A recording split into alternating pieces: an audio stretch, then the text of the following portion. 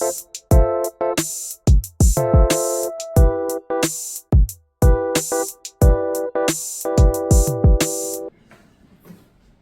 말씀 우리 읽겠습니다.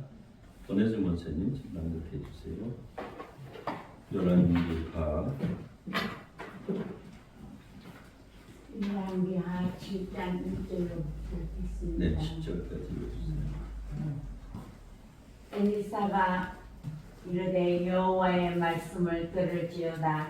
여호와께서 이르시되 내일 이맘때에 사마리아 성문에서 고운 밀가루 한 서알을 한 세겔로 매매하고 고기 두 서알을 한 세겔로 매매하리라 하셨느니라. 그때 왕이 그의 손에 의지하는 자 곧 한 장관이 하나님의 사람에게 대답하여 이르되 여호와께서 하늘에 창을 내신들 어찌 이런 일이 있으리요 하더라. 엘리사가 이르되 내가 내 눈으로 보리라. 그러나 그것을 먹지는 못하리라 하니라. 성문 어귀에 나병한 자 네 사람이 있더니 그 친구에게 서로 말하되 우리가 어찌하여 여기 앉아서 죽기를 기다리랴.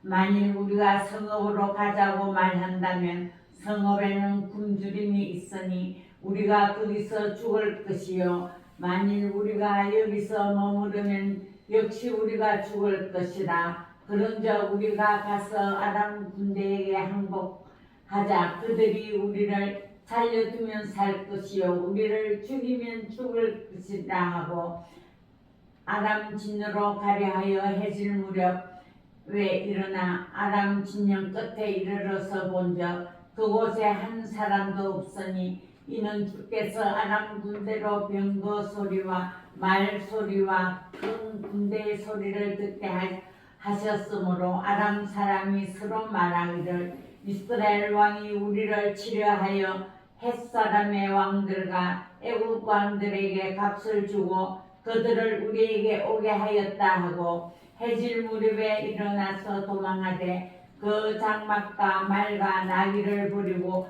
진영을 그대로 두고 목숨을 위하여 도망하였습니다. 그 나병 환자들이 진영 끝에 이르자 한 장막에 들어가서 먹고 마시고 거기서 은과 금과 의복을 가지고 가서 감추고 다시 와서 다른 장막에 들어가 거기서도 가지고 가서 감추니라. 나병 환자들이 그 친구에게 서로 말하되 우리가 이렇게 해서는 아니 되겠도다. 오늘은 아름다운 소식이 있는 날이 그늘 우리가 침묵하고 있도다. 만일 밝은 아침까지 기다리면 벌이 우리에게 미칠지니 이제 떠나 왕궁에 가서 알리자 하고 가서 성읍 문지기를 불러 그들에게 말하여 이르되 우리가 아람진에 이르러서 보니 거기에 한 사람도 없고 사람의 소리도 없고 오직 말과 나귀만 매여 있고 장막들이 그대로 있더이다 하는지라. 네. 예, 끝까지 읽으면 좋겠는데 여기서만 이제 멈추도록 하겠습니다. 여러분 성경을 앞에 6장서부터 7장 말까지 계속 읽어보시면은 이 나병 환자와 사마리아 성에 있었던 역사적인 사건에 대한 기록을 확인하실 수 있습니다. 자, 이 그림을 한번 봐주세요. 지도인데요.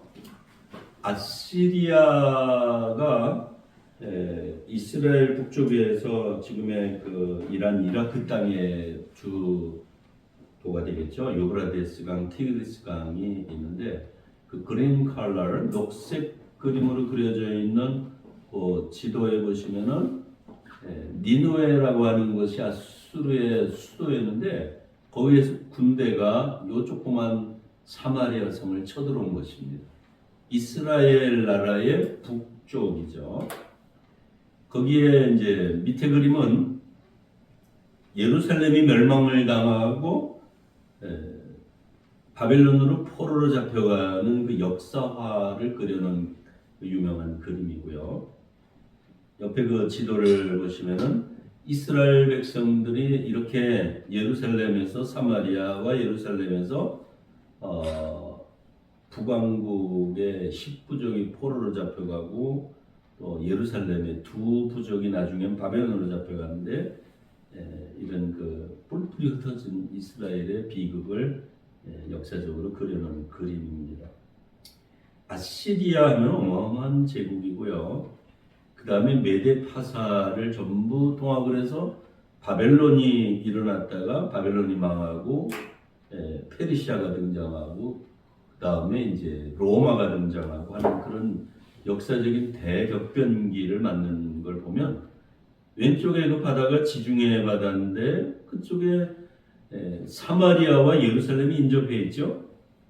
그 사마리아 성을 저희가 성지순례하면서 지난번에 가봤더니 거의 뭐 개발도 안 돼 있더라고요. 그런데 그 사마리아 성에서 이제 고고학자들이 땅을 파면서 뭘 하나 찾아냈는데 보니까 그 베나닷 왕의 형상을 만든 그 토기가 발견이 돼가지고 박물관에 보관이 되는데 그 주보에다가 사진 하나 조그맣게 올려놨어요. 이 지역에 그 역사적으로 보면 뭐 나폴레옹도 지나가고 한니발도 지나가고 이 지중해 연안을 따라서 이집트를 점령하러 가는 그 군대들이 다니면서 또 비단길로 무역을 하던 장사꾼들이 다니다 보니까 여기가 아주 그 주 침공로가 되는 거죠. 그러다 보니까 무서우니까 살기 좋은 데서 안 살고 예루살렘 성은 한 남산쯤 되는 삼국계에 가서 있는 것이 예루살렘 성입니다. 예루살렘 성 위에 그래도 샘물이 나오니까 삼국대기에 백성들이 살게 된 거죠. 이런 그림을 보시면은 이런 역사적인 배경이 있구나 하는 것을 아실 겁니다. 자, 오늘 함께 나누고자 하는 말씀은요, 역사적인 배경에서 이스라엘이 어느 시대에 이 사건이 있었는가 하는 걸 알고 이제 말씀드릴 텐데, 가나안 정복 시대라 해서 400년 동안을 모세 선지자가 돌아가시고 나서 여호수아가 후계자가 돼서 오늘날의 팔레스타인 땅을 정복하는 전쟁을 벌였습니다. 남의 땅을 그냥 400년 만에 와가지고 내놓으라고 하니까 뭐 본토에 400년간 살던 사람들이 순순히 안 내놓죠. 그래서 막 전쟁이 벌어지는데 그 전쟁 기간이 40년이나 지냈고 그리고 나서 거기서 재판 편관 시대가 430년이 지나가게 됩니다. 그러면서 사무엘 선지자가 왕을 하나 세우죠. 그 왕의 이름이 사울 왕이 죽고 나서 베냐민 아들한테 물려주고 싶었는데 민심이 누구한테 돌아가요? 다윗 왕에게 돌아가고 사울과 그 아들 요나단이 전쟁터에서 한날 한시에 죽게 되죠. 그러면서 사울 왕의 아들 그 요나단하고 다윗은 아주 뭐 절친이었어요. 세계적인 역사에 보면 영어 사전에도 올라 있어요. 다윗 앤드 요나단 하면은 세상에서 둘도 없는 친구라고 하는 수거예요, 수거. 그렇게 얘기하고 있는데 그걸 놓고 또 동성애 지지하는 사람들은 다윗하고 요나단은 둘이 동성애자였다 또 이러고 얘기해요. 하여간 상상은 자유고, 근데 그 요나단 죽은 다음에 다윗에게 이스라엘의 민심이 모여서 다윗이 왕이 됐는데 가장 이스라엘의 영광의 시대가 다윗 왕부터죠. 근데 다윗 왕이 돌아가고 솔로몬 왕이 택함을 받았는데 처음에는 솔로몬이 신앙생활을 멋지게 하더니 말년에 가서 망령이 들었어요. 그렇죠? 이방신들하고. 근데 솔로몬이 실수할 수밖에 없는 이유가 뭐냐면 망령이 들어서가 아니라 우상을 숭배하는 부인들을 정략 결혼을 한 거예요. 다윗은 정복전쟁을 하고 하나님을 믿고 영토를 넓혀놨는데 이 땅을 어떻게 좀 다스리려 보니까 여기저기 반란이 일어나면 안 되니까 마치 우리나라 고려시대 왕건이 지방 호족들의 딸들을 전부 부인으로 맞이한 것처럼 왕건이 29명인가 부인을 뒀다 그러죠. 이 솔로몬 왕이 그런 식으로다가 처첩을 빈을 300명이나 거느리니까 이게 뭐가 되는 거예요? 뭐 하루에 부인 한 명씩만 받고도 나중에는 어느 부인이 진짜 부인인지도 모르게 됐을 텐데 솔로몬이 부인들을 너무 많이 거느린 것도 문제지만 그 부인들을 사랑하다 보니 그들에게서 종교적인 영향을 받아요. 그래서 하나님만 섬기라는 종교가 아니라 만몬을 섬겨요. 돈도 따라가고 취미생활도 따라가고 사회적인 명예도 따라가고 명예 뭐 이런 거 다 따라가고 하나님은 사막에서 전쟁할 때나 필요한 하나님이지 가나안 땅에서는 농사 짓는 거니까 비도 내려야 하고 이슬도 내려야 하고 농사가 잘 돼야 하니까 여호와는 저 사막에서나 필요하고 여기서는 바알신, 아세라신, 비나이다신 누다니면 어때? 잘 되면 다 돼. 종교는 다 똑같은 거야. 뭐 이런 식의 오늘 얘기한 사람과 똑같았죠. 솔로몬이 그러다 보니까 그러냐? 하나님이 네가 나를 별로 안 좋아하는구나. 그래, 나를 최고로 생각하면 나도 너를 최고로 사랑하지만 one of them, 많은 것 중에 하나면 내가 너를 귀히 여길 필요가 뭐 있겠나. 깨달게 되시길 바랍니다. 하나님한테 비나이다는 하면서 자기 좋은 거 다 추구하다가 남는 시간에 하나님 쳤는데 하나님이 뭐 나를 좋아하시겠어요? 그래서 이 솔로몬이 말년이 비참하게 된 원인이다 이 말이죠. 하나님이 진노하셔가지고 그 선지자를 보내가지고 야단을 칩니다. 왕이시여, 하나님이 당신을 죽이려고 하는데 당신의 아비 다윗하고 약속한 것 때문에 지금 하나님이 부글부글 속이 상한데 징벌을 안 내립니다. 근데 들으시오.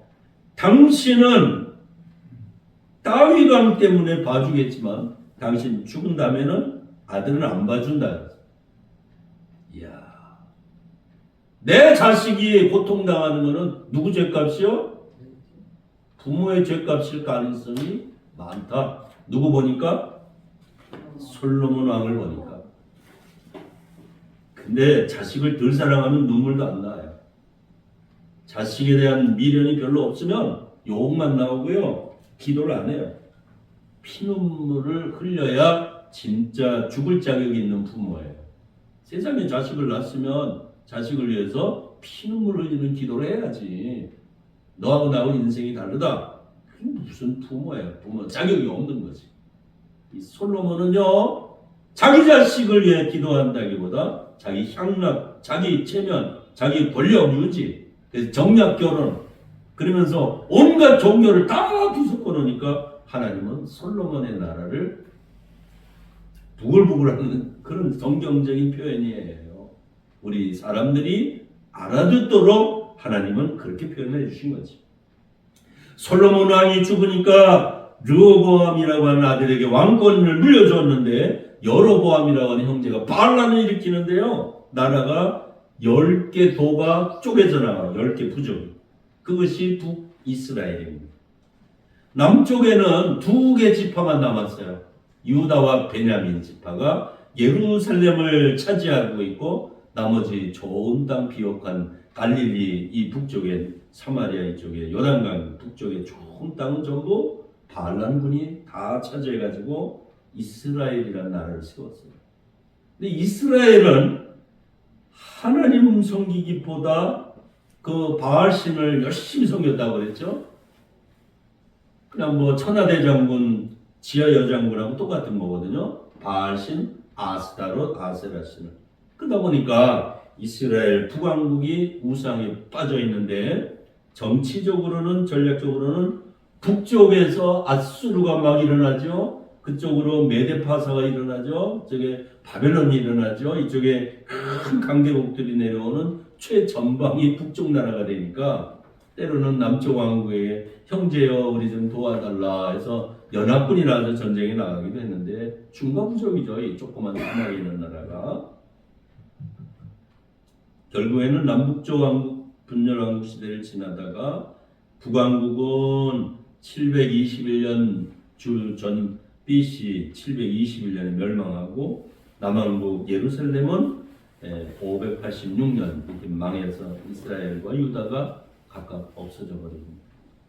여러분 이스라엘 하면 세 가지를 기억하셔야 돼요. 첫째 이스라엘은 야곱의 이름, 개인의 이름이 뭘로 바꿔졌어요? 이스라엘로 바꿔진 이름을 기억하세요. 두 번째 이스라엘은 뭐냐? 남왕국과 북왕국으로 나눠졌을 때 북왕국이 나라 이름을 이스라엘로 해서 두 번째 이스라엘이고 또 있어요. 무슨 이스라엘이 있죠? 1948년 5월 14일에 팔레스타인에 세운 정치적인 이스라엘 공화국이 있죠. 이스라엘 이름이 좋긴 좋은가 봐요. 신약 성경에서 로마서 9장 6절에 보면 사도 바울이 이스라엘이 다 이스라엘이 아니고 오직 아브라함의 씨로부터 말미암은 자가 참 이스라엘이라. 이스라엘을 다 이스라엘이 아니라 교회 다닌다고 다 성도가 아니라 성령 받아야 하고 참 이스라엘은 아브라함의 씨. 계란이 다 품으면 병아리가 되는 게 아니라 그 아래 뭐가 있어야 돼? 생명 씨가 있어야 돼. 하나님의 씨가 저와 여러분 가슴 속에 영혼의 생명의 씨가 되시길 주의 이름으로 축원합니다. 이것이 바로 이스라엘과 유다의 역사를 보면서 우리가 영적으로 깨닫는 성경의 비밀, 진리의 말씀이에요. 자, 이 배경을 보시면은 아람 왕 베나닷이 북왕국을 수차 침략해 오다가 마침내 조공 관계를 맺어놓습니다. 우리나라가 중국에게 맨날 갖다 비단 갖다 바치고 인상 갖다 바치고 하듯이 이 이스라엘이 주종 관계가 됐어요.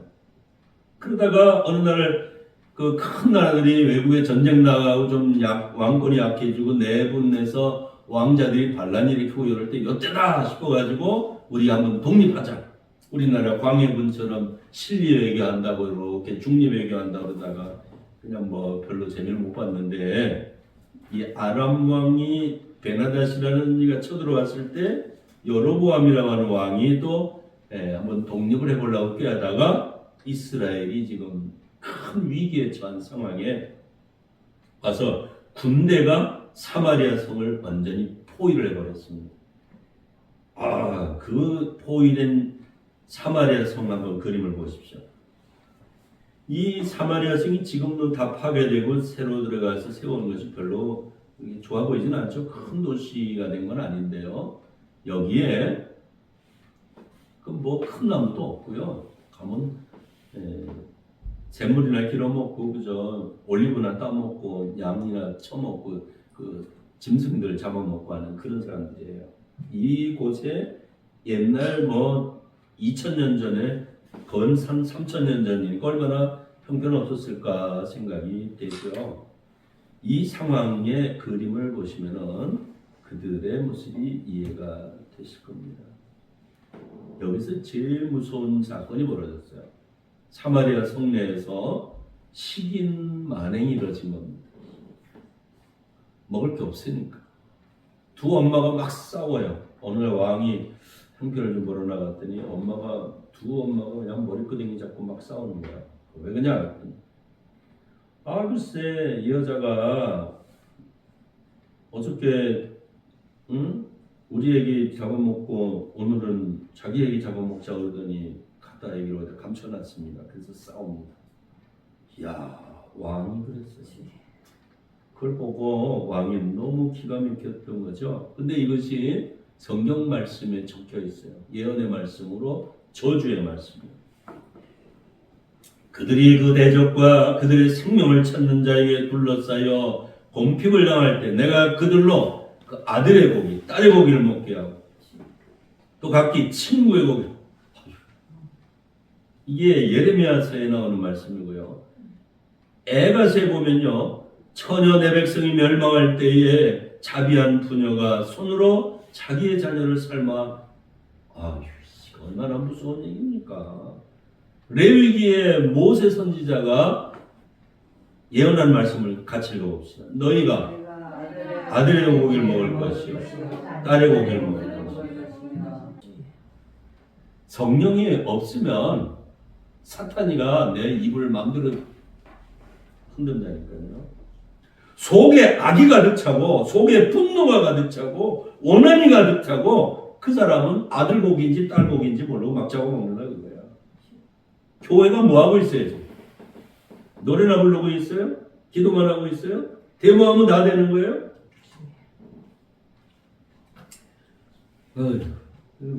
상동교회 청년이었던 그 이위종하고 같이 친구가 돼가지고 세 명이 고종황제 밀사가 돼가지고서 헤이그 갔어요.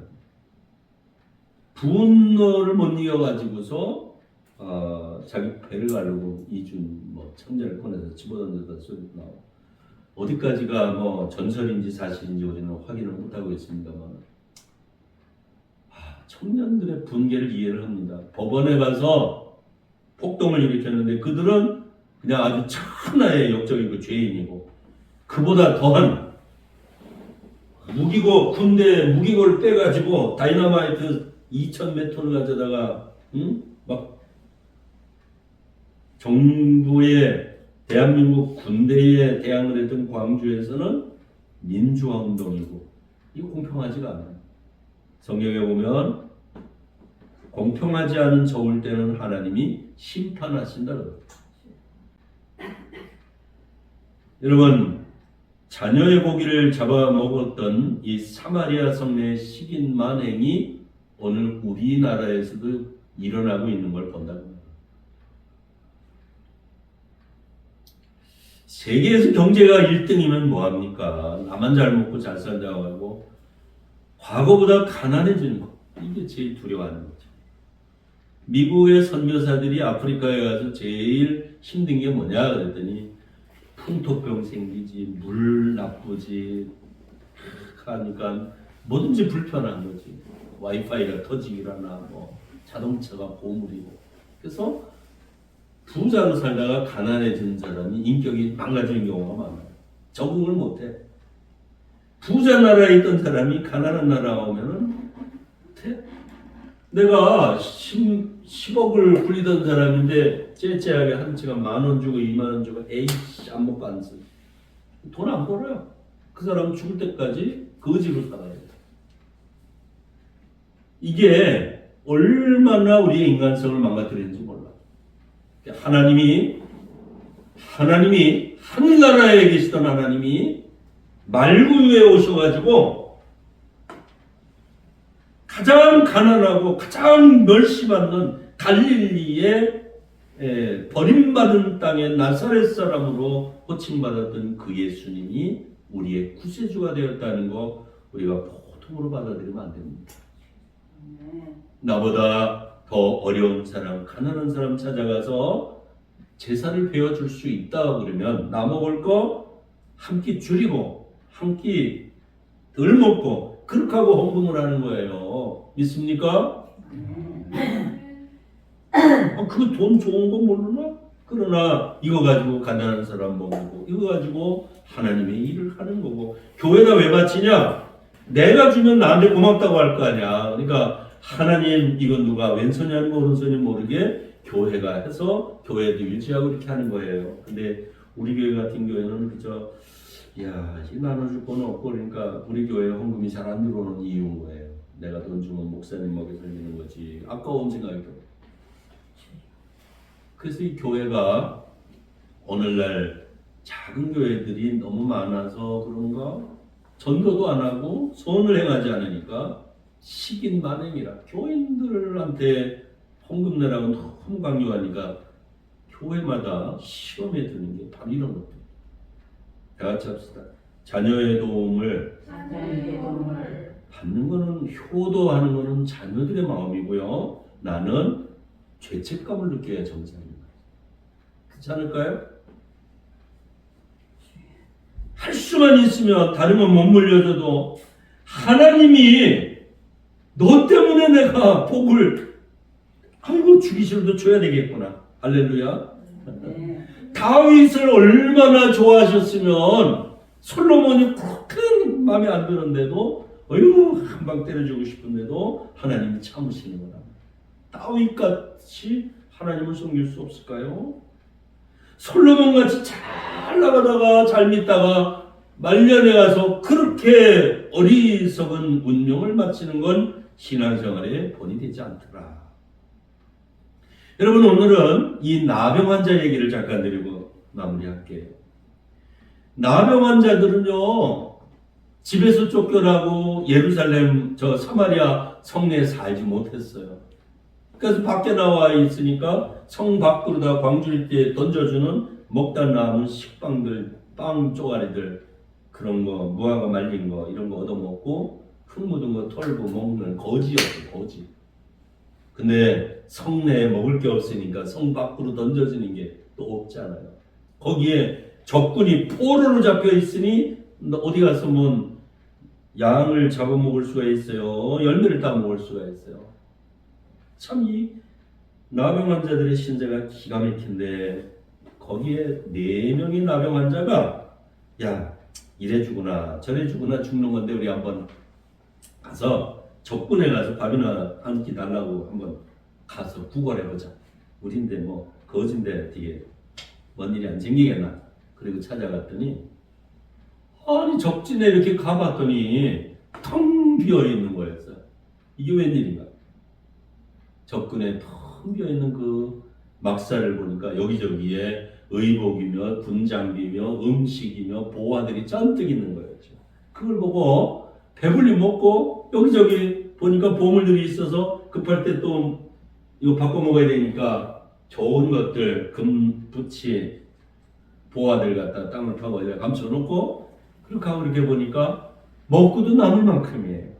그래서 이 거지들이 사마리아 성에 다시 돌아와가지고 내가 이렇게 갔더니 아람 군대가 포위에 둔 군대가 밤새 다 가버리고 없어. 어떻게 됐는지 왕이 믿을 수가 없죠. 저놈들이 또 간첩질하나 그럴 거 아니에요. 그래서 또 정탐꾼을 보내가지고 뒤에 알아봐라 그랬더니 그 거지들의 말이 사실이었습니다. 무슨 일이 일어났을까요? 밤새 이 아람 군대가 북쪽에서 내려온 군대라고 하지 않았어요? 근데 밤에 무슨 소문이 돌았냐면은 남쪽에서 이집트 애굽의 군대가 구원병이 올라온다고 하는 소문을 듣는 거예요. 그래서 밤에 있던 군대가 걸음 하나를 살려라고 다 내빼버렸어요. 이집트 큰 나라 군대가 쳐들어온다고 하니까. 그 소문을 밤에 듣게 하니가 하나님의 천사들임을 믿습니다. 엘리사라고 하는 선지자가 그걸 예언을 하셨거든요. 당신네가 지금 극심한 인플레이션이 생겨가지고 나귀머리 한 개에 300만원, 콩 반대에 20만원, 더군다나 사람을 막 잡아먹는 이 사마리아 성의 이 엄청난 비극이 이제 해결이 될 텐데 하나님이 복 주시는데 쌀 한 포대나 보리 2포대가 각각 얼마로 떨어져요? 4만원. 요즘 돈으로요. 그러니까 이제 돈 없어서 굶어 죽을 사람이 없는 상황이 되면 경제가 회복이 되고 안정될 거라고 말이에요. 그 말을 했더니 장관 하나가 있다가 그 뭐 경제부 장관인지 뭔지 경제 원리도 안 맞는 소리 짓거린다고 막 그 주의 종을 막 이제 함부로 하니까 엘리사가 이 말씀을 했죠. 당신이 믿음이 없기 때문에 보기는 보지만 뭘 못할 거다? 먹지는 못할 거라고. 과연 굶주렸던 백성들이 성문을 열고 그냥 가서 음식을 가져라 했더니 우르르 몰려나가가지고 그 장관을 발라 죽였죠. 그 장관을 그냥 끌어내 죽이는 겁니다. 여러분, 여기에서는 우리는 두 가지만 생각하면 돼요. 믿음이 없으면 그 장관같이 어리석은 입방정이죠. 그럴 필요 없죠. 하나님이 하시는 일이니까. 다 같이 합시다. 긍정적인 말을 하자. 긍정적인 말을 하자. 믿음으로 이 장관이 믿었으면 얼마나 좋아. 아이고 불행한 일이 생겼고요. 또 한 가지는 나병 환자 이 거지들이 뭘 갖고 왔어요? 좋은 소식을 가져왔어요. 4인방 다 같이 합시다. 거지 4인방. 우리 교회도 거지 4인방만 있으면 교회 부흥되고 목사님 혼자 하세요 그러지 말고 좀 사람 만날 사람이 있으면 우리 김미선 성도님 마냥 우리 풍학교회 갑시다 이러면 밥도 잘 줘요. 그리고 마음만 오면 여기 낚시하라고 목사님 낚시도 마음대로 빌려줘요. 갑시다. 다 같이 합시다. 만날 사람도 교회로, 갯돈도 교회에서 주고. 그건 하지 말고. 이 그린이라고 하는 유명한 교수님이 전도의 본질을 얘기를 했어요. 적어놨는데 보이시나요? 한번 읽어봅시다. 시작. 전도는 배고픈 거지가 밥을 얻어먹은 후에 배고픈 동료는 거지에게 밥을 배불리 얻어먹을 수 있는 곳을 알려주는 것이다. 네, 그러니까 우리 교회는 밥을 맛있게 해야 돼요. 사모님 알았죠? 밥을 맛있게 배불리 먹을 수 있는 곳. 그러면은 우리나라가 아직 부자라서 이게 실감이 안 나서 그러시는데 영적으로 갈급한 사람, 하나님 만나고 싶은 사람, 산은 산이고 물은 물이야. 평생 살다가 그렇게 이제 땡 끝나버리면 큰일 아니겠어요? 뭣도 모르고 있다가 아무것도 없으면 괜찮아. 근데 뭐가 있으면 어떡할 거야? 옆나라 형한테 가서 빌어요? 아이고 그것도 뭐 없으면 어떡하고. 하나님이 우리에게 준비된 나라, 하나님 영원한 나라를 인도하시는데 정말 영적으로 바라고 원하는 그런 저와 여러분이 주님과 연합하는 거룩한 날 되시기를 주 이름으로 축원합니다. 아멘. 자, 찬송합시다. 다 일어나시고 물 건너 생명줄 건져라.